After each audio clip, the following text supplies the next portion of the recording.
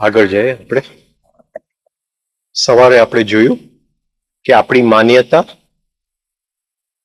Creation અને existence, આપણે જો એને સમજી શકીએ તો મેન્ટલી થોડુંક સમજવાની કોશિશ કરી આપણે. હવે તાવડિયાજી જે શરૂઆત કરે છે purpose of birth and death એ ચાલુ કરે છે. ઓમ ભૂ ભુવ સ્વઃ તત્સવિતુર વરેણ્યમ ભર્ગો દેવસ્ય ધીમહિ ધિયો યો ન પ્રચોદયાત. The Divine Mother Gayatri, the Divine Wholeness, the Absolute Manifest. એને માં કહે છે, ગાયત્રીને માં. જો ડાયરેક્ટ ટ્રાન્સમિશન જોઈએ એ ઊંચામાં ઊંચી સ્થિતિની, તો સૌથી સરળ ઉપાય છે ગાયત્રીમાં. કારણ કે દીકરો જો મા પાસે માંગે અને માં ન આપે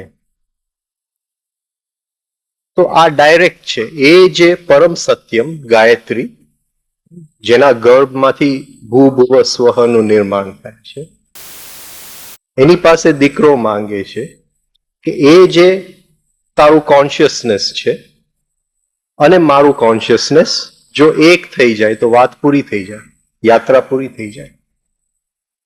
તો આ ડાયરેક્ટ ટ્રાન્સમિશન ઓફ કોન્શિયસનેસ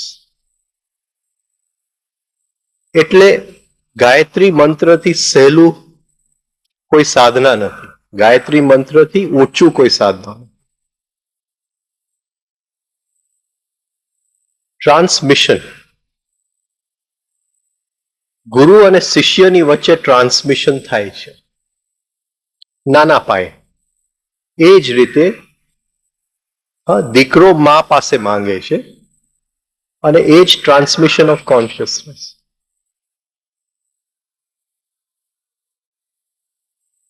સૌથી પ્રખ્યાત દાખલો જો હોય આ ટ્રાન્સમિશનનો તો બુદ્ધિસ્ટ લિટરેચરની અંદર મહાકાશ્યપનો છે. મહાકાશ્યપ બુદ્ધના શિષ્ય હતા. એ જમાનામાં એ ભારતની અંદર એનું નામ હતું કશ્યપ, નોટ મહાકાશ્યપ. બુદ્ધ એને નામ આપ્યું મહાકાશ્યપ. એ જમાનાના સૌથી પ્રખ્યાત બ્રાહ્મણ, બુદ્ધથી ઉંમરમાં મોટા હતા અને હજારો ને હજારોની સંખ્યામાં એમના શિષ્ય.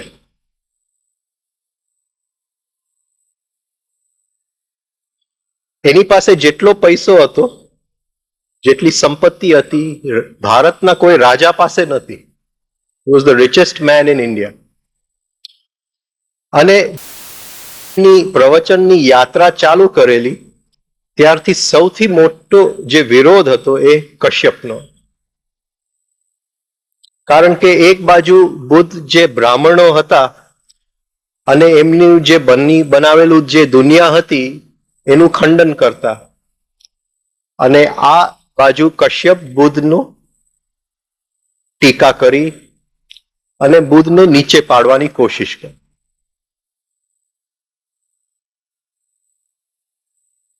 એક દિવસ એવું બન્યું કે બેઉ એક જ ગામમાં ભેગા હતા અને બુદ્ધ સામેથી કશ્યપને મળવા ગયો. બહુ ઇન્ટેલિજન્ટ કશ્યપ, એકદમ શાર્પ. એટલે જેવું બુદ્ધની આંખ જોઈ તો એને ખ્યાલ આવી ગયો કે મારી પાસે પણ આ વ્યક્તિ પાસે જે છે એ મારી પાસે નથી. કઈ વાતચીત થઈ નહીં, ત્યાં જ એ સંઘમાં જોડાઈ ગયા એના શિષ્યોની સાથે. જેટલી સંપત્તિ હતી ગરીબોમાં આપી દીધું. કહેવાય છે કે ત્યાર પછી કશ્યપ એ એક પણ દિવસ આખા લુગડા નથી પહેરેલા, ફાટેલા જ લુગડા પહેરેલા છે. અને બુદ્ધે એને નામ આપ્યું મહાકશ્યપ. હવે શિષ્ય અને ડિસાઇપલની વચ્ચે, સોરી, ગુરુ અને ડિસાઇપલની વચ્ચે, ગુરુ અને શિષ્યની વચ્ચે જે ટ્રાન્સમિશન થાય છે એ બેવનું જે મન છે, બેવનું કોન્શિયસનેસ ક્યાંક મર્જ થઈ જાય છે. હવે વાર્તા એમ છે કે એક વખત મગધની બહાર રુદ્રકૃત પહાડની નીચે બુદ્ધનું પ્રવચન હતું. The vulture speak. અને બુદ્ધ આવ્યા હાથમાં ફૂલ લઈને, પણ કંઈ બોલ્યા નહીં. મહાકાશ્યપ ત્યાં બેઠેલા હતા અને એની મોઢા ઉપર એક સ્મિત આવ્યું, હસી આવી. એટલે બુદ્ધે એને બોલાવી અને કીધું, જે શબ્દ કીધા, I have the I treasury of the true ધર્મ. બુદ્ધે કીધું શરીરનો સૌથી જે મુખ્ય ભાગ છે એ આંખ, જેમાંથી આપણો વ્યવહાર 80% આંખમાંથી ચાલે છે. તો આખી જે સંપત્તિની આંખ ક્યાં છે? તો જે ધર્મની સંપત્તિ છે એનું આંખ બુદ્ધ કહે છે કે મારી પાસે છે. જે ધર્મની સંપત્તિ એનું આંખ, એનું મુખ્ય જે હીરો, એનું મુખ્ય નંગ છે એ મારી પાસે. ધ માર્વેલસ માઇન્ડ ઓફ નિર્વાણા, કે મારું મન છે એની અંદર કંઈ પણ છાંટ નથી રહ્યું. ધ માર્વેલસ માઇન્ડ ઓફ નિર્વાણા, બિલકુલ ખાલી છે. બુદ્ધ કહે છે કે સંપત્તિની આંખ, ધર્મની સંપત્તિનો આંખ મારી પાસે છે. મારી પાસે નિર્વાણાનું મન છે. The true form of no form, એ આકાર છે મારી પાસે જ્યાં કોઈ આકાર નથી. એ આકરણી છે અંદરની, જ્યાં કોઈ આકાર રહેતું નથી. આપણે મંદિરમાં જાય છે તો આકાર શોધીએ છે, પણ બુદ્ધ કહે છે કે મારી પાસે એવો આકાર છે જેનું કોઈ આકાર છે જ નહીં. ધ સટલ ગેટ ઓફ ધર્મ, ધર્મનો એવો દરવાજો છે જે એટલો બધો સૂક્ષ્મ છે કે સેજ પણ જો અહંકાર હોય તો અંદર જવાની મનાય છે. એવો ધર્મનો દરવાજો, ગેટ ઓફ ધર્મ.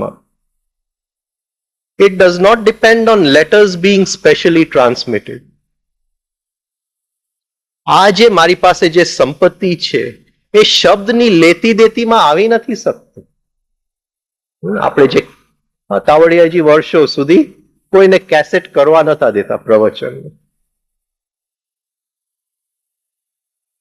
એ બહુ લેટર ઓન એમને પરમિશન આપેલું, પેલા કેસેટ કરવા ના દે.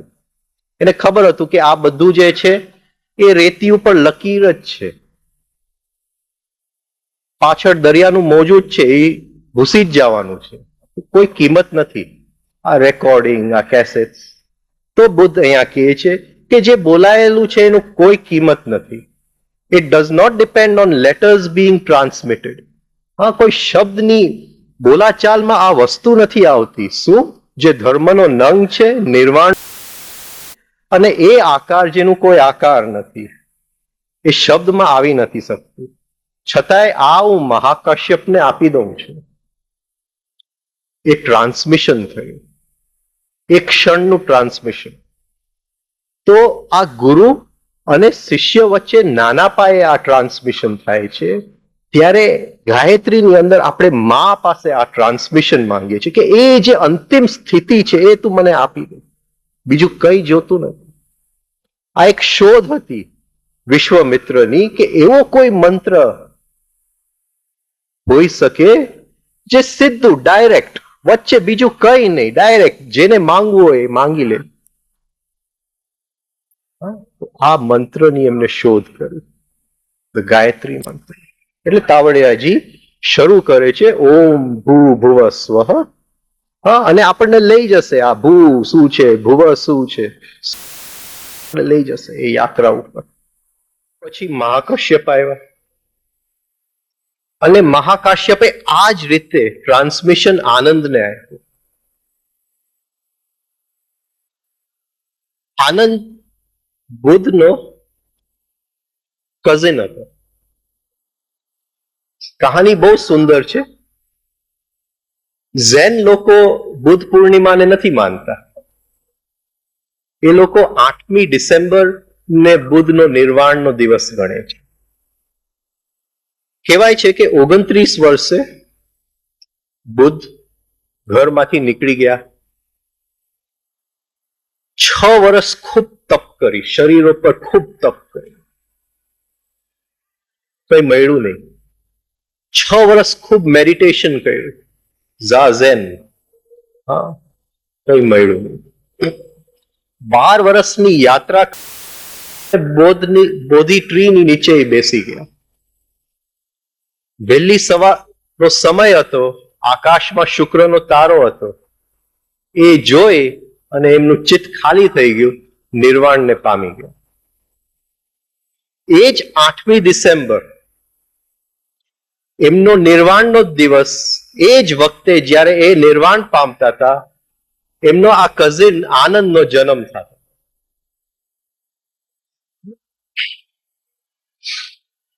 એનાથી 41 વર્ષ નાના.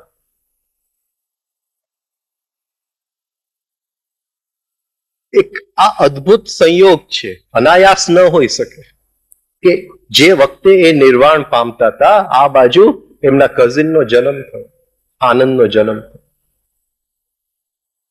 20 વર્ષે આનંદ સંઘમાં આવ્યા.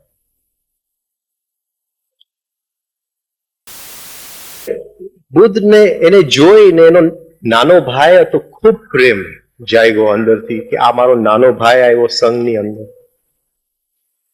પણ ઉંમર નાની હતી અને એમનો સ્ત્રીઓનો બહુ શોખ હતો આનંદ, અને રાજા તરીકે ઉછરેલો. એટલે બુદ્ધે એને 2-3 વર્ષ ખૂબ મદદ કરી એ સેક્સ એનર્જીના ટ્રાન્સફોર્મેશનમાં, ડાયરેક્ટલી એની પાસે રાખીને. અને પછી કહેવાય છે કે એ બાકીના 20 વર્ષ જે બુદ્ધે બધે યાત્રા કરી, આનંદ સાથે ને સાથે જ રહ્યો. હવે બુદ્ધે શરીર છોડ્યું અને આપ્યું કશ્યપને. જે એમનો રોબ હતો એ કશ્યપને આપ્યો. આનંદ બુદ્ધે શરીર છોડ્યું એ વખતે 500 એમના શિષ્ય એનલાઇટન થઈ ગયા હતા. આવું કોઈ દિવસ બન્યું નથી કે 500 શિષ્ય એકી સાથે માસ્ટર શરીર છોડે છે અને એનલાઇટન. પણ બુદ્ધનું કોઈ ક્યાંય લખેલું નહોતું કે એ શું ભૂલી ગયા છે, કોઈ રેકોર્ડ નહોતું કર્યું. તો વૈભારાની અંદર, ફરીથી બિહારની અંદર જ પ્રદેશ, આ 500 શિષ્ય ભેગા થયા. પણ આનંદ એનલાઇટન નતો એટલે એને અંદર આવવાની છૂટ નથી. એક સભાની અંદર આવવાની છૂટ નથી. અને આનંદને એક વાક્ય યાદ હતા. બુદ્ધે જ્યાં જ્યાં બોલેલા એની મેમરી એટલી બધી શાર્પ હતી કે એક વાક્ય બુદ્ધે જ્યાં જ્યાં બોલેલા બધું યાદ હતું. બુદ્ધ એ જે પહેલું જ્ઞાન આપેલું સારનાથની અંદર, ડિયર પાર્કની અંદર, ત્યારે તો આનંદ થોડા દિવસનો બચ્ચો હતો હજી, પણ એ પણ એને મોઢે યાદ હતું, જે એમને સાંભળેલું પણ નતું. પણ એ એનલાઇટન નતો, એને એ સ્થિતિની અનુભૂતિ નથી થઈ. તો આનંદે એ સભા પાસે ટાઈમ માંગ્યો કે મને અઠવાડિયાનો ટાઈમ આપો. અને અઠવાડિયાની મહેનતની અંદર એમને એક છાંટ આવી, એક ગ્લિમ્સ આવી એ અંતિમ સ્થિતિની. એનલાઇટન ન થયો એટલે એને પ્રવેશ મળ્યો. અને જે લખેલું છે ડાયમંડ સૂત્ર, હાર્ટ સૂત્ર, હા, જે કઈ આપણી પાસે છે એ બધું આનંદનું બોલેલું છે. આનંદ બોલ્યા તો જણાએ નક્કી કર્યું કે નહીં, આ શબ્દ બરાબર છે, આ બુદ્ધના શબ્દ. બુદ્ધ પછી 20 વર્ષ સુધી કશ્યપના હાથમાં રહ્યો. મહાકશ્યપ, આનંદ એમના શિષ્ય. 20 વર્ષ સુધી આનંદને એ અંતિમ દર્શન પૂર્ણ રીતે ન થયું. કંઈક થોડીક ક્યાંય છાટ રહી ગઈ હતી. કશ્યપ તો બુદ્ધથી ઉંમરમાં મોટા હતા એટલે એની 100 વર્ષ ઉપર ઉંમર થઈ ગઈ હતી. જવાનો સમય થઈ ગયો હતો, ટ્રાન્સમિશન થયું નતું હજુ. એટલે એક દિવસ વહેલી સવારે એને આનંદને બૂમ પાડી. આનંદ એટલે આનંદે જવાબ આપ્યો, યસ માસ્ટર. ટ્રાન્સમિશન થઈ ગયું, વાત પતી ગઈ. આનંદને સમજાઈ ગયું, જે બાકી હતું એ બધું સમજાઈ ગયું. કશ્યપે કીધું કે અહીંથી ઝંડો કાઢી લે. એ જેમ હા, એમાં કશ્યપનો ઝંડો હતો કે એ ઝંડો કાઢી લે, તારો ઝંડો ફરકાવી દે. કશ્યપ ચાલ્યા ગયા. તો ગુરુ અને શિષ્યની વચ્ચે આવું ટ્રાન્સમિશન થઈ શકે છે. ગાયત્રી એ મહા ટ્રાન્સમિશન છે. થયું શું કે બ્રાહ્મણોને લાગ્યું કે જરાક અમારું બિઝનેસ ડાઉન થઈ જશે, એટલે એ લોકોએ ગાયત્રી સાથે ઘણા બધા રૂલ્સ જોડી દીધા. વિશ્વમિત્ર એ કરેલું કે ભાઈ ડાયરેક્ટ કોઈને કઈ શાસ્ત્રની જરૂર નહીં, ગુરુનું જરૂર નહીં, ડાયરેક્ટ ગાયત્રી માં પાસે માંગે ને એને મળી જાય. પણ બ્રાહ્મણો જરાક ચાલાક હતા આ દેશના. હવે ફરીથી આપણે સમજીએ કે એ જો ગાયત્રી આપણે જો પકડી શકીએ, એને જો સમજી શકીએ, એ લોહીમાં જો ઉતરી જાય તો એ ડાયરેક્ટ એક ટ્રાન્સમિશન છે. એ અંતિમ જ છે, બહુ દૂર નથી. ખાલી ગાયત્રી મંત્ર બોલવા પૂરતું જ છે.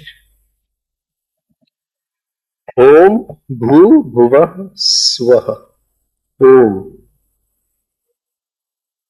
કોઈ પણ મંત્ર બોલાય એની પહેલા જે બોડી બ્રેઇન સિસ્ટમ છે એની જે એનર્જીઝ છે એના પોલેરિટીઝ નક્કી થઈ જવા જોઈએ.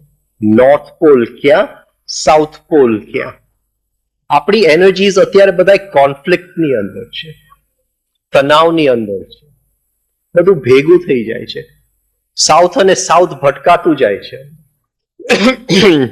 નોર્થ અને નોર્થ ભટકાતું જાય છે, એટલે અંદર તણાવનો અનુભૂતિ થાય છે. હવે જ્યારે ઓમ બોલીએ ઓમ, ત્યારે બોડીના જે એનર્જીસ છે, જે મેગ્નેટિક ફિલ્ડ છે, એની પોલેરિટીમાં આવી જાય છે. ઓમકારના નાદથી એ જે પોલેરિટીમાં આવી જાય છે, એટલે થોડો વખત માટે અંદરના બધા જે તણાવ છે એ સમી જાય છે. કારણ કે નોર્થ ટુ નોર્થ ટકરાતું નથી, સાઉથ ટુ સાઉથ ટકરાઈ નથી શકતું. એટલે શરૂઆત ઓમ. લગભગ જોશું તો બધાય મંત્ર શરૂઆત ઓમથી જ થશે. બધાય સારા ગ્રંથોને શરૂઆત ઓમથી જ થશે. કે polarity, put everything in place. છાપું જરા રેકમાં વંચાઈ ગયું છે એને રેકમાં મૂકી દો. ચાય પીવાઈ ગઈ છે તો કપને સિંકમાં મૂકી દો. આપણે તો ચાય પીને કપ મૂકી દીધું બાજુમાં, પછી જે લઈ જવા વાળું હશે લઈ જશે. જૂતા કાઢ્યા તો સરખી જગ્યાએ. એ ઓમકાર બધું સરખું કરી આપે છે ટેમ્પરરી. હા, એ ઓમકારનો નાદ. હવે મંત્રની અંદર આપણે પ્રવેશ કરવો છે. સ્વઃ.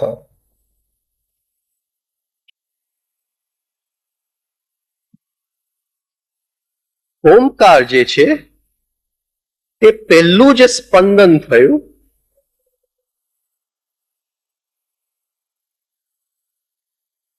પહેલી જે સ્ફોટ થઈ, જે કઈ નતું, તાંત્ર કહે છે જે પરમ શિવ હતું, એ પરમ શિવનું જે જરાક હલન ચલન થયું, હા, એ હલન ચલન ઓમકાર છે. ધ ફર્સ્ટ નાદ, ધ ફર્સ્ટ સાઉન્ડ, ધ પહેલો શબ્દ. અ ઉ અને મ, ઓમકાર.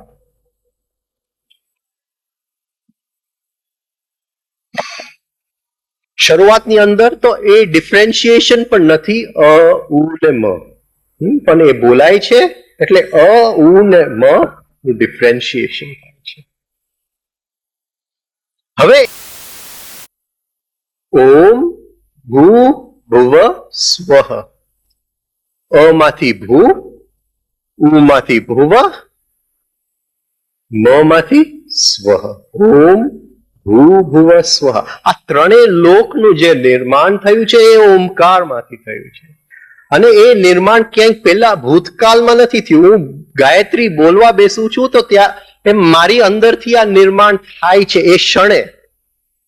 અ ઉ અને મ એ ત્રણેય લોકનું નિર્માણ એક ક્ષણે મારી અંદરથી થાય છે, આપણી અંદરથી થાય છે. આપણે ગાયત્રી બોલીએ છીએ. હવે આ ભૂ ભુવ સ્વઃ ને તાવડિયાજીએ કીધું universal mind, the mind of God, મન. તો મંત્ર જે મનને આકરણી આપે, જે મનને શેપ આપે, હું એ મનને ભૂ ભુવ સ્વ અંદરથી ઓમકાર દ્વારા નિર્માણ કરું છું. હવે હું એને આકરણી આપું છું, એને શેપ આપું છું, એને ઘડું છું અંદરથી.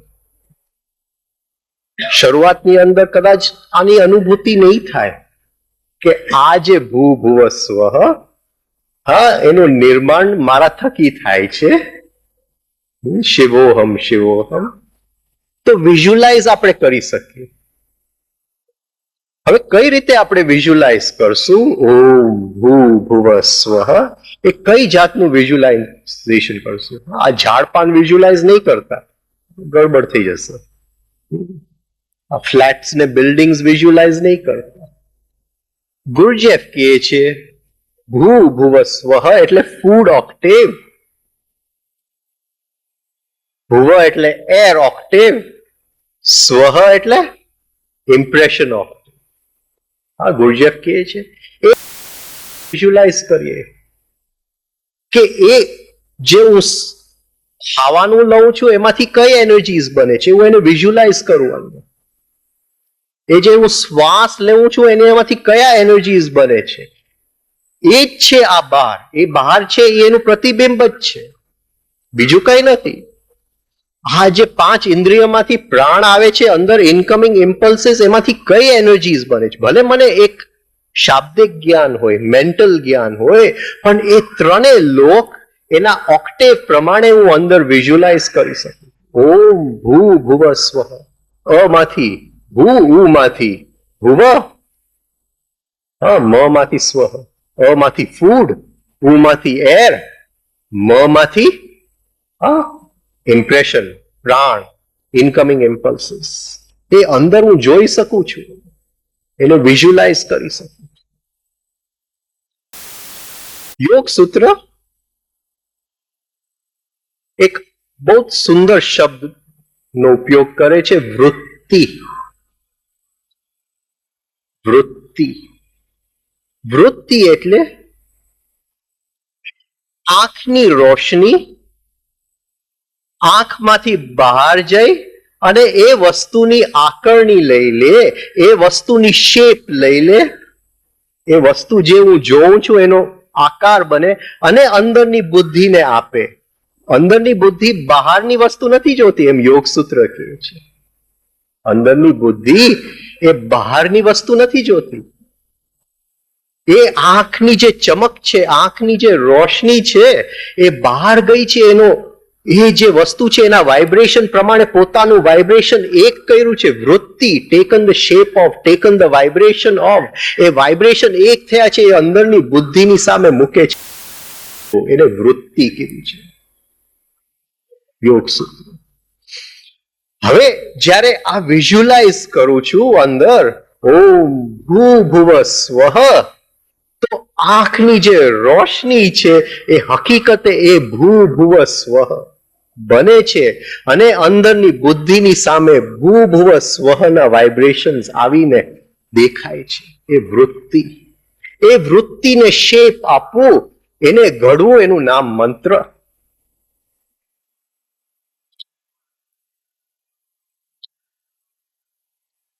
એ વિઝ્યુલાઇઝેશન જ્યારે હું કરું છું ત્યારે બધી અંદરની જે શક્તિઓ છે, મારી ભાવ શક્તિ, એ એકઠું થઈ અને એ વિઝ્યુલાઇઝેશન થાય છે. એ તે વખતે એ શક્તિઓ બહાર વિખરાયેલા પડ્યા નથી. બાકી મારું ભાવ શક્તિ વિખરાયેલું પડ્યું હોય છે. આ મારો દીકરો, આ મારી પત્ની, આ મારી બેંક બેલેન્સ, આ મારું ઘર, આ મારા ગુરુ, આ મારું આ. એ સમયે એ જે વિઝ્યુલાઇઝેશન કરું છું, ભૂ ભુવ સ્વઃ, એ તે વખતે એ બધી શક્તિઓ એક થઈ, એ વાઇબ્રેશન થઈ અને અંદરની બુદ્ધિની સામે એ વૃત્તિને મૂકી દે છે. ઓમ ભૂ ભુવ સ્વઃ. તો જે દુનિયા હું 5 ઇન્દ્રિય દ્વારા બહાર જોઉં છું, એને પણ અંદર જોઉં છું. ભૂ. જે સૂક્ષ્મ ઇન્દ્રિય અને ભાવ શક્તિ દ્વારા જે દુનિયાને જોઉં છું, ભુવ, એને પણ અંદર જોઉં છું. અને જે દુનિયા મારા વિચારોમાં છે, જે દુનિયાની અંદર હું એન્જોયમેન્ટ કરું છું કે દુઃખનો અનુભવ કરું છું, એ પણ છે સ્વઃ. આ બધી દુનિયા અંદરની બુદ્ધિની સામે હું વિઝ્યુલાઇઝ કરું છું, એ વૃત્તિ બનીને ત્યાં વાઇબ્રેટ થાય છે. ઓમ ભૂ ભુવ સ્વઃ. વસ્તુને જોઈએ.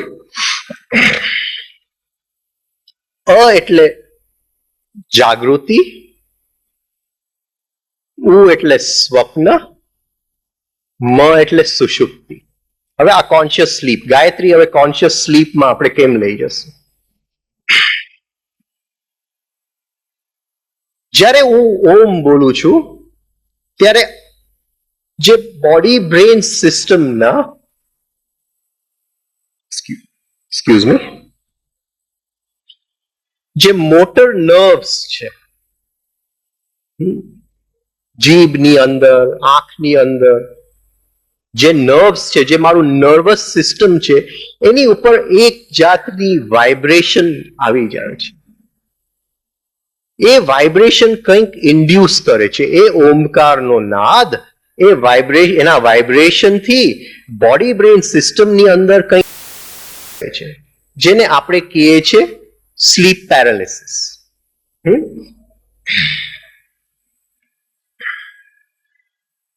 5 ઇન્દ્રિયોની અંદર, અંદરના નર્વ્સની અંદર, જે અંદરની શક્તિઓ અને પ્રાણ છે, એ બધાને એવી રીતે એક લયની દુનિયામાં લઈ જાય છે કે ઊંઘવું બહુ સહેલું છે, ઊંઘની સુષુપ્તિમાં જવું બહુ સહેલું છે. તો હવે જ્યારે આપણે ઓમ બોલીએ છીએ ત્યારે આ ગાયત્રીને આપણે ફ્રોમ જાગૃતિ ટુ સ્વપ્ન ટુ સુષુપ્તિ એ લઈ જવા માટે તૈયાર. એ જ વસ્તુ હું જુદી રીતે બોલું છું, જે પહેલા બોલી ગયો. હા, એ જ વસ્તુ હવે પ્રયોગ રૂપે આપણે જે રાત્રે ગાયત્રી કરીએ છીએ એ જ વસ્તુ છે, જે પહેલા વિઝ્યુલાઇઝેશનની રૂપે કીધું, હવે સ્વપ્નમાં લઈ જાઉં કે એ હું ગાયત્રીને હું જોતો જાઉં છું, ભૂ જોતો જાઉં છું. એક પોઈન્ટ હું સૂઈ જાઉં છું, ભુવ. સ્વપ્નની અંદર એ ગાયત્રી ચાલુ રહે છે, જે હું જોતો ગયો, કારણ કે ચિત્ર સ્વપ્નની અંદર ચાલુ છે. આ પકડાય છે. અને ઘેરી નિંદ્રાની અંદર એ જે શબ્દ દેખાય છે ગાયત્રીની અંદર, એ જે ચિત્ર છે એની અંદર જે વાઇબ્રેશન્સ છે એ છૂટા પડે છે, એની મને અનુભૂતિ થાય છે. ઓમ ભૂ ભુવ સ્વઃ. આ ગાયત્રીને હું જાગૃતિ માંથી સુષુપ્તિ, સ્વપ્નથી સુષુપ્તિમાં લઈ જાઉં છું. તો જ્યારે હું બોલું છું ઓમ ભૂ ભુવ સ્વઃ, એક આ એક્સટર્નલ આપણે વિઝ્યુલાઇઝેશન કરી શકીએ. એક રાતે એ ગાયત્રીને અંદર નિંદ્રાની અંદર કેમ સાથે લઈ જાઉં, જેમ આપણે ટેડી બેરને લઈ જતા હતા, એમ આ ગાયત્રીને હવે સાથે લઈ જવું છે નિંદ્રાની. હવે જો નિંદ્રાની અંદર જો ગાયત્રી ઇવન સ્વપ્ન સુધી આપણે જો લઈ શકીએ, તો એમાં આપણી આંખની રોશનીનું પહેલી વાર અનુભવ થશે. હું આ જોઉં છું બહાર, તો મને એમ લાગે છે કે આ સૂર્યની રોશનીનું રિફ્લેક્શન છે એટલે હું જોઉં છું. કે આ કોઈક બીજાની રોશનીનું રિફ્લેક્શન છે એટલે હું જોઉં છું. આ મારી આંખની અંદર જ પ્રકાશ છે અને આ વસ્તુ હું જોઉં છું એની અનુભૂતિ નથી થતી. એ આંખ જે બહાર પ્રકાશ ફેંકે છે એ સ્વપ્નની અંદર પહેલી વાર એની અનુભૂતિ થાય છે. જીસસ કહે છે, ધ મોટ in thy brother's eye thou seest. જે બહારનો પ્રકાશ છે એ તો આપણે જોઈએ છે, thou seest, તમે જોવો છો. But the beam in thine eye thou never see. જે અંદરની આંખની જે રોશની છે એની પાસે એ જ સૂર્યના કિરણો છે. આપણે મજબૂર નથી સૂર્યના કિરણોથી જોવા માટે. આંખની અંદર રોશની છે. એ સ્વપ્નની અંદર સૂર્યના કિરણો નથી આવતા. જે જોઈએ છે એ આપણી આંખની રોશનીથી જોઈએ છે. આ પકડાય છે હું શું કહેવા માંગુ છું? અહીંયા છૂટું પાડવું મુશ્કેલ છે, ત્યાં તો એ જ છે. હા, તો જીસસ કહે છે, the mote in thy brother's eye thou seest, but the beam in thine eye thou seest not. When thou castest the beam out of thine eye, then thou wilt see clearly. જ્યારે એ ખ્યાલ આવશે કે આ જે ભુવ સ્વ હું મારી આંખની રોશનીથી જોઉં છું, પહેલી વાર આપણી જે વિઝન છે આપણી છે એમાંથી બધાય પડદા હટી જશે. ગાયત્રીની હવે આ ભુવ સ્વ મેં નામ આપ્યું છે વ્યાહૃતિ. વ્યા, that which spreads, that which is extensive, that which encompasses, જે પ્રસરી જાય છે ત્રણેય લોકની અંદર. ભૂ સ્વ જે ઘેરી લે છે વ્યા. રી એટલે હરણ કરવું, ટુ કિલ, માથું કાપી નાખવું. તી એટલે દુઃખ. વ્યાવૃત્તિ, દુઃખનું હરણ કરો. જે દુઃખ પ્રસરી ગયું છે ભૂ સ્વ, હા, આપણે ઇન્દ્રિયોની જે દુઃખ પ્રસરી ગયું છે, ભાવની દુનિયાની અંદર જે દુઃખ પ્રસરી ગયું છે, જે બુદ્ધિની દુનિયાની અંદર જે દુઃખ પ્રસરી ગયું છે, વ્યાવૃત્તિ, એનું હરણ કરો. એની માટે આપણે ઉપયોગ શેનું કરીએ છીએ? ઓમ. ઓમ ભૂ સ્વ. આ મંત્ર હું બોલું છું એટલા સમયની માટે આ જે ત્રણેય લોક મારી અંદર, જે ત્રણેય જે બોડીઝ છે, physical body, astral body, mental body, એની અંદર જે દુઃખ છે એનું હું નાશ કરું છું. જે પ્રસરેલું દુઃખ છે વ્યાવૃત્તિ, એને હું નાશ કરું છું. પછી હું આગળ જાઉં છું તત્ સવિતુર્વરેણ્યમ. જ્યાં સુધી દુઃખ પ્રસરેલું છે ત્યાં સુધી એ સવિતાને શોધવું બહુ મુશ્કેલ છે. એ સવિતાને કેમ શોધશે? તો આ ઓમકાર એ સૌથી મિસ્ટિકલ સિમ્બલ છે આખા હિન્દુ શાસ્ત્રની અંદર. અર્ધ ચંદ્ર અને બિંદુ, એ બિંદુ તો સૌથી મિસ્ટિકલ છે. આ કોઈક બીજે દિવસે એની વાત કરશું, આજે નથી કરવાનું. પણ એની અંદર જે મિસ્ટ્રી એ ઓમકારમાં છુપાયેલું છે, જાણે કે બધું ત્યાં પૂરું થઈ જાય છે. હવે એ ઓમકાર, થોડીક આપણે સાઉન્ડની યાત્રાની વાત કરીએ. એ ઓમકાર, એ પહેલું સ્પંદ, એ જ્યારે આવે છે ત્યારે એને કહે છે પરાનાદ. પરાનાદ, પરાનાદ એટલે એ કોવાન જેવું, જેનું કોઈ જગ્યાએ કોઈ ઘર્ષણથી ઉત્પત્તિ નથી થઈ. એ બસ શિવજી હલ્યા અને થયું. કેમ થયું? એ આકાશ તત્વમાં તરંગો ઉઠ્યા અને થયું ઓમકાર. તો એ પરાનાદની જે સૃષ્ટિ છે એ આપણી નાડીઓ સુધીની છે. આપણી નાડીઓ સુધી એ પરાનાદની સૃષ્ટિ છે. પછી ત્યાં પ્રકાશની સૃષ્ટિ ચાલુ થાય છે. જે પ્રાણ નાડીઓમાં ફરે છે એ પ્રકાશ છે.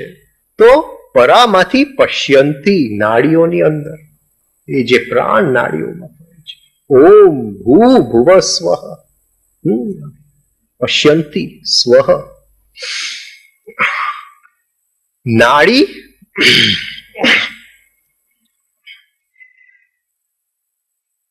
થી ગળા સુધી મધ્યમાં એ નાદ હવે નીચે ઉતરતું ગયું. મધ્યમાં એસ્ટ્રલ વર્લ્ડમાં નાડીથી ગળા સુધી, અને ગળાની અંદર વ્યક્ત થાય કે અવ્યક્ત થાય એ વૈખરી. હું અંદર બોલું કે બહાર બોલું એ વૈખરી. તો એ ઓમકાર આવી રીતે એ ભૂ ભુવ સ્વહની યાત્રા કરે છે.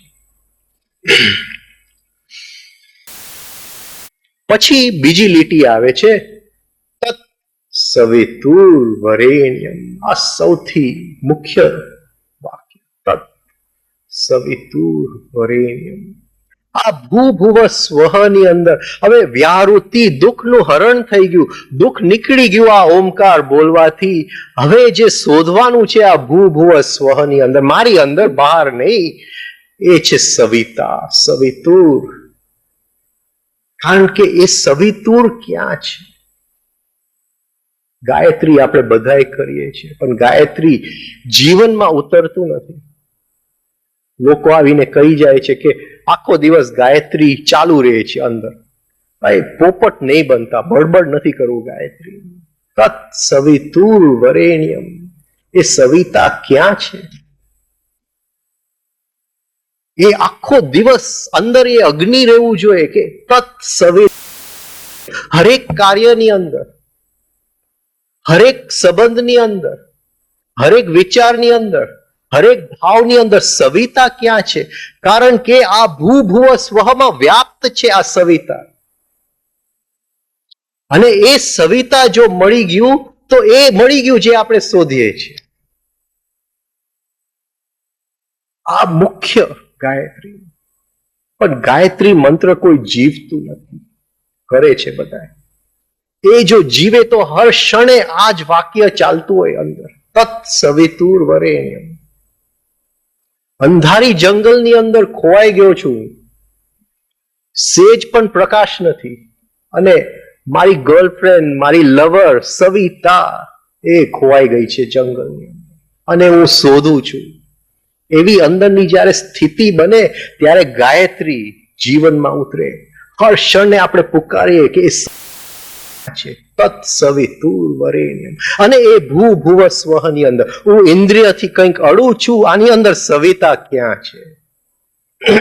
આ સમજાય છે હું શું કહેવું છું? તત્ સવિતુર વરેણ્યમ. એ અડું છું, ખુરશી છે, આની અંદર સવિતા ક્યાં છે? ભૂ. પણ અંદર એની સંવેદના આવે છે ભુવ. તત્ સવિતુર વરેણ્યમ. આ સંવેદનાની અંદર સવિતા ક્યાં છે? તત્ સવિતુર.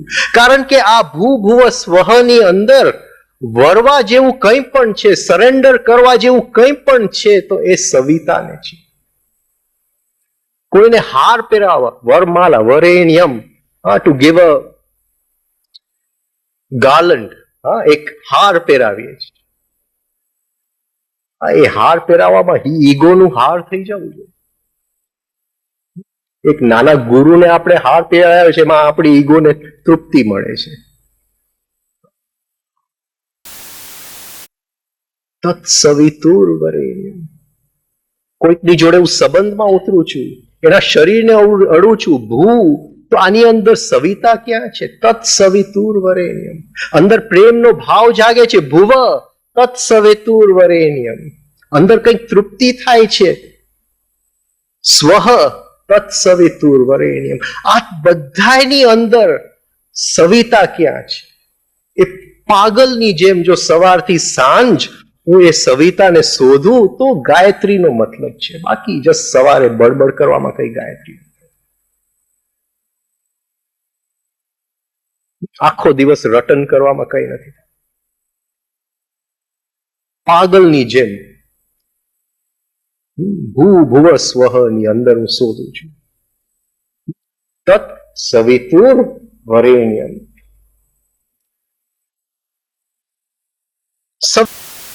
The spiritual sun.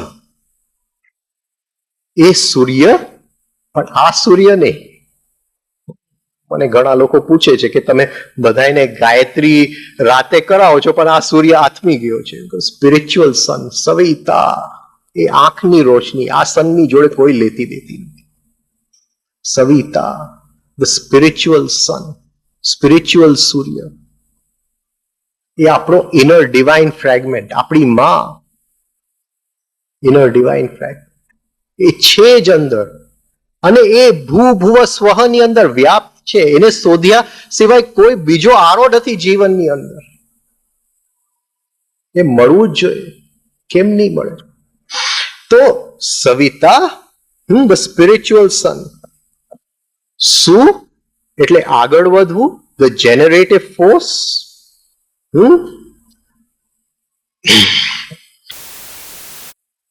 અને સવિતા એટલે ધ સ્ટ્રક્ચર ઓફ ટ્રાન્સેન્ડન્સ. હવે આ જે સવિતા છે એ એફરન્ટ ઇમ્પલ્સ છે. આ જે સવિતા છે આપણા બોડીની અંદર જે નર્વસ સિસ્ટમ છે, અમુક ઇમ્પલ્સીસ બહારથી અંદર આવે છે, એને કહેવાય છે એફરન્ટ ઇમ્પલ્સીસ. અમુક ઇમ્પલ્સીસ અંદરથી બહાર જાય છે, એફરન્ટ ઇમ્પલ્સીસ. I hope I M right. આ સવિતા જે છે એ એફરન્ટ બહારથી નથી આવતી, એ એફરન્ટ ઇમ્પલ્સ છે, એ અંદરથી આવે છે. એ જે સવિતા છે એ જે આપણી માન્યતાઓ છે, જે આપણી કન્ડિશનિંગ છે,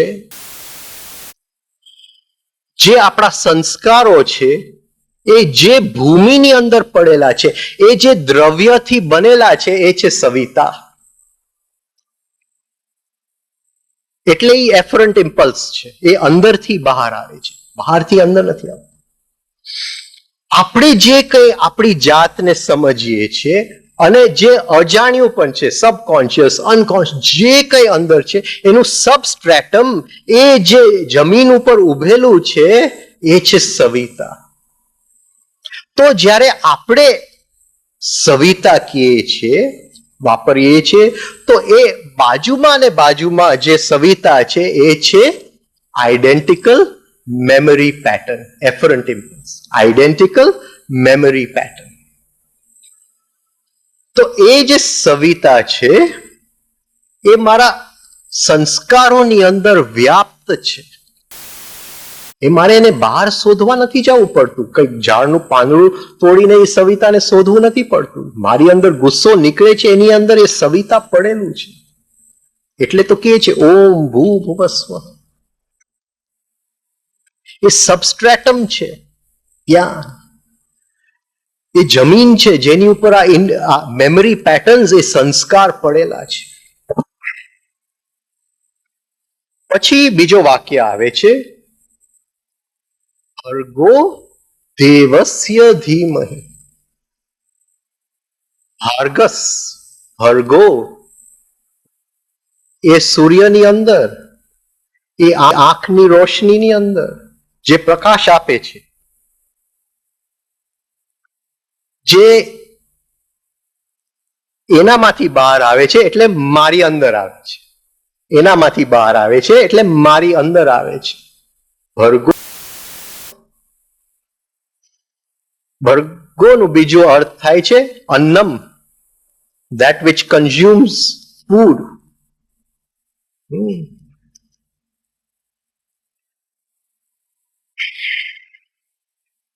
Incoming impulse. Virgo, incoming impulse. Impression food. Annam, incoming impulse. જે પ્રાણ 5 ઇન્દ્રિયમાંથી અંદર આવે છે, ભર્ગો, એ કોને મળવા અંદર આવવાનું છે? સવિતા. ભર્ગો એ સવિતાને મળવા અંદર આવવાનું છે. Identical memory pattern.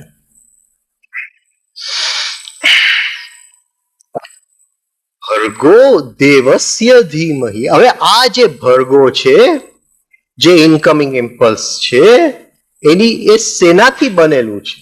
તો એ તમસ, રજસ અને સત્વથી બનેલું છે. એ તમસ, રજસ અને સત્વથી બનેલું છે. સત્વ એટલે જે પ્રકાશિત કરે, દેવસ્ય એટલે જે પ્રકાશિત કરે. તો હું એ મા પાસે માંગુ છું કે એ જે incoming impulse identical memory pattern ને મળવા આવે છે, એમાં જે દેવસ્ય સત્વ ગુણ પડેલું છે, એની ઉપર જો હું ધ્યાન ધરું, ભર્ગો દેવસ્ય ધીમહિ, તો એ સત્વ જો પ્રચોદયાત ઇટ અનફોલ્સ, એ લાઇટની અંદર મને એ માનું દર્શન થાય, મારી બુદ્ધિ પ્રકાશિત થાય. આ પકડાય છે હું શું કહેવા માંગુ છું?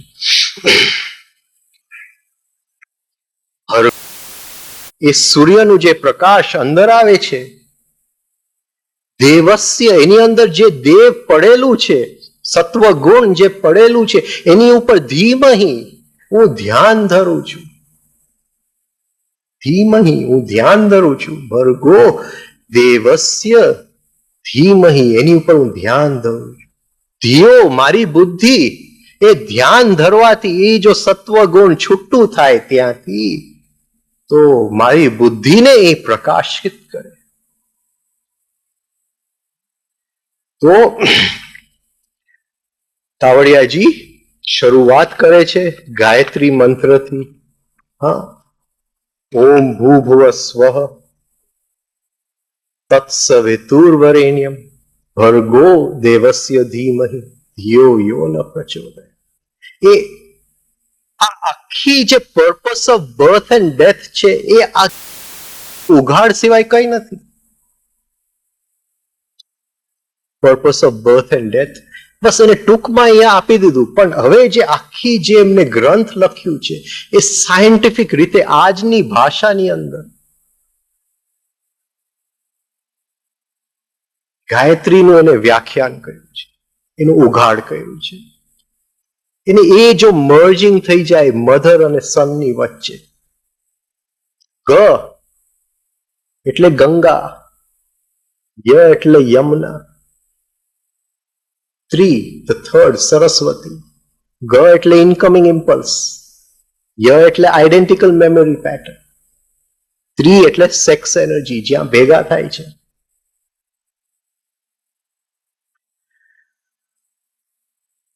ગ એટલે શ્વાસ, જીવનનો શ્વાસ, જીવન, ગાય જીવનનો શ્વાસ, ગ.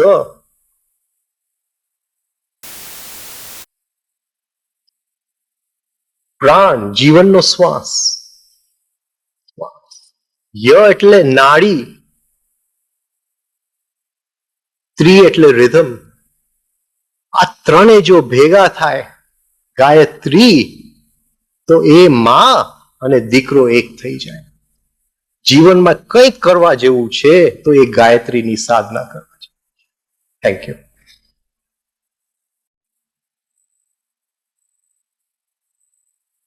કોઈ જીવ પહાડી વિસ્તારમાં રહેતો હોય, ગાઢ જંગલમાં રહેતો હોય, રણ પ્રદેશમાં રહેતો હોય,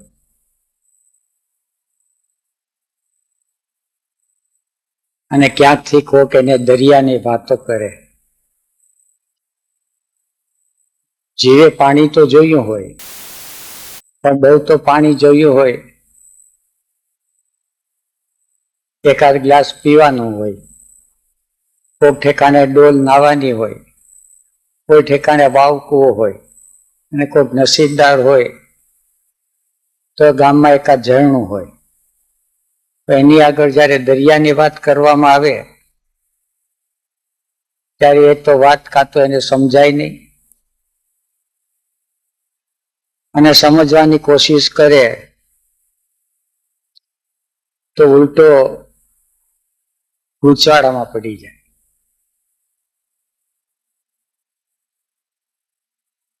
પછી ક્યારેક ક્યારેક કોઈ વાર એને તકદીર કામ કરતા હોય તો દરિયો જોવા પણ મળે. દરિયો જોઈ ત્યારે એને તો ખ્યાલ આવે કે આ તો કલ્પના હતી, જે વિઝ્યુઅલાઇઝ કર્યું હતું, અને જે વાસ્તવિક છે એને તો કોઈ મેળ નથી. પછી દરિયાનો સ્પર્શ કરે પણ સ્પર્શ કર્યા પછી તો જીવ ગભરાઈ જાય. ગભરાય એ માટે જાય કે દરિયાનું નાનું એવું મોજું છે એ પણ જીવને તાણી જાય.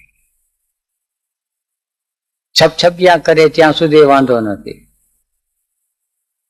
અને દરિયાની ઊંડાણ છે એ તો માપી જ શકતું નથી. એ તો કોઈક મરજીવા કરોડોમાં કોક હોય સાહેબ જેવા. હવે આ બધી વાતો છે દરિયાની.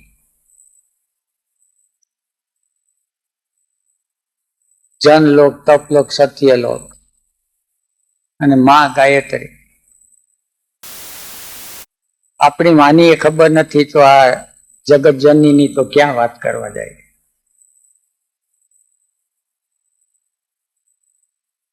છતાં સંદેશો તો દેવો પડે. મૂંઝાવાનું કઈ કારણ નથી, કારણ કે આપણે માને ભૂલી ગયા છે એ જુદી વાત છે. માં આપણને નથી ભૂલી શકતી, એ નિયમ જ નથી. એટલે વહેલા મોડું એ આપણને ખેંચી લેશે, પણ એને કારણે પ્રમાદમાં પડ્યું રહેવું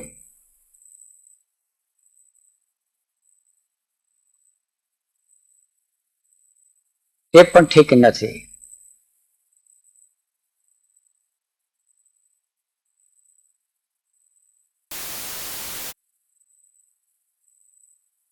આ બધી વાતો એ માટે થાય છે કે જે ઠેકાણે આપણે ફસાઈ ગયા છે, આપણા નાના છૈયા છોકરામાં, મકાન મિલકતમાં, કોર્ટ કચેરીમાં, પૈસા ટકામાં,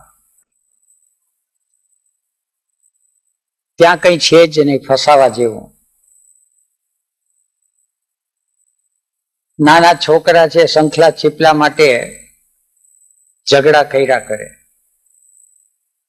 અને જ્યાં સુધી એમાં હજી જીવ ચોટેલો છે તો કદાચ આવી વાતું છે એને થોડો ખ્યાલ આવે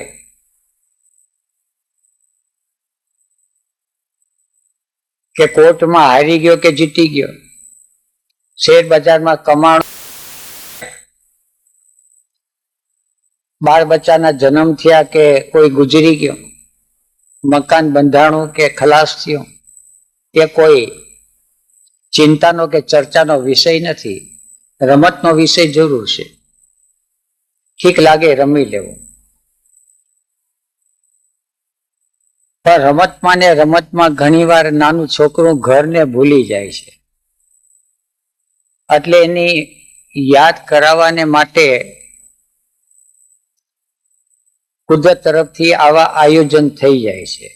આપણે તો બધા નિમિત્ત છીએ, આયોજન ત્યાંથી થાય છે, આપણે એને ભૂલી ગયા. બીજી વાત કે આપણે નાની નાની રમતમાં આપણો અહંકાર છે જરાક વધારે વિકૃત થઈ જાય. નાના છોકરા છે દરિયા કાંઠે આવે તો એકબીજાને દેખાડે કે મારી આગળ તને તો 3 મહિલા ને મને તો 5 મહિલા. તો શેર બજારમાં આવી રમતો કરતા હોય નાના નાના છોકરાઓ, ધંધામાં કરતા હોય. તારી આગળ આ ગાડી આવી, મેં લેટેસ્ટ મોડલ લીધું, પૈડા તો બધાના 4 જ હોય. અંદર યાત્રા કેવી રીતે કરે, છતાં અહંકાર વિકૃત ન થાય, એને ખ્યાલ આવે કે જે ઠેકાણે આપણે આપણું એટેન્શન અને આપણું ચિત્ત ફસાઈ ગયું છે તો કઈ છે જ નહીં. વિરાટ દર્શન કરાવશે સાહેબ, આપણી પાત્રતા હશે તો ત્યાં સુધી છપછબિયા કરશું.